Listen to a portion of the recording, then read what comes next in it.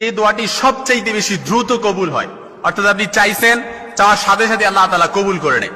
কোরআনে একেবারে স্পষ্ট আয়াত, কোরআনে আল্লাহ তাআলা এই আয়াতটা, এই দোয়াটি লিপিবদ্ধ করে দিয়েছেন এবং এই দোয়াটি লিপিবদ্ধ করার পরই আল্লাহ তাআলা বলেছেন যে এমনি ভাবে কেউ যদি আমার কাছে দোয়া করে আমি তার দোয়াটা সাথে সাথে কবুল করব। যালিকা নুনজিল মুমিনিন, এমনি ভাবে কোনো মুমিন বান্দা যদি আমার কাছে দোয়া করতে পারে আমি তার দোয়াটাও কবুল করে দিব ইনশাআল্লাহুল আজিজ। চাইতে দেরি আল্লাহ তাআলা কবুল করতে দেরি করবে না।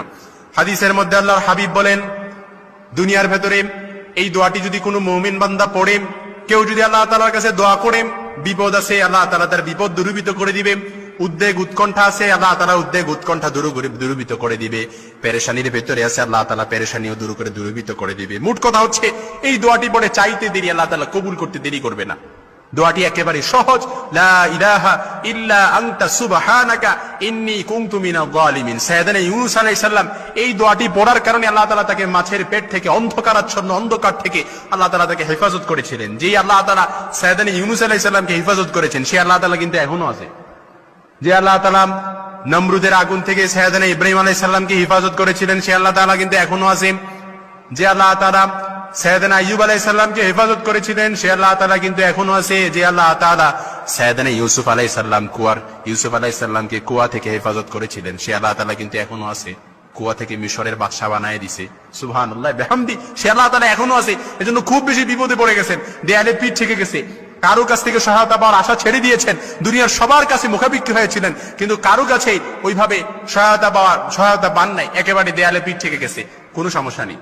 আল্লাহ তাআলার কাছে চান, লা ইলাহা ইল্লা আনতা সুবহানাকা ইন্নী কুনতু মিনাজ জালিমিন। আল্লাহ আপনি ছাড়া আর কোনো মাবুদ নাই, লা ইলাহা ইল্লা আনতা সুবহানাকা, আপনি অতি মহান পবিত্র, ইন্নী কুনতু মিনাজ জালিমিন, নিশ্চয়ই আমি জালেমদের অন্তর্ভুক্ত।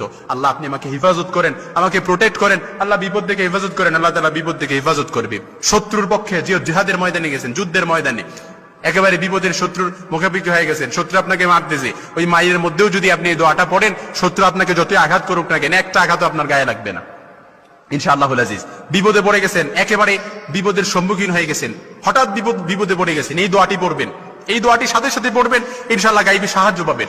কারণ এই দোয়াটা দুনিয়ার ভেতরে সবচাইতে দ্রুত কবুল হয়, যেটা সাইয়েদনা ইউনূস আলাইহিস সালামের পরীক্ষিত একটা দোয়া। আল্লাহ তাআলা সাইয়েদনা ইউনূস আলাইহিস সালামকে এই দোয়াটি পড়ার কারণে আল্লাহ তাআলা হেফাজত করেছিলেন। এই জন্য আপনার বিপদের মাত্রা যতই হোক না কেন, এই বিপদের মধ্যে আপনি সবর ইখতিয়ার করবেন, ধৈর্য ধারণ করবেন, আল্লাহর প্রতি সন্তুষ্ট হয়ে যাবেন, সন্তুষ্ট হয়ে আল্লাহ তাআলার কাছে দোয়া করবেন, ওই বিপদটা আপনার জন্য নিয়ামত হয়ে যাবে।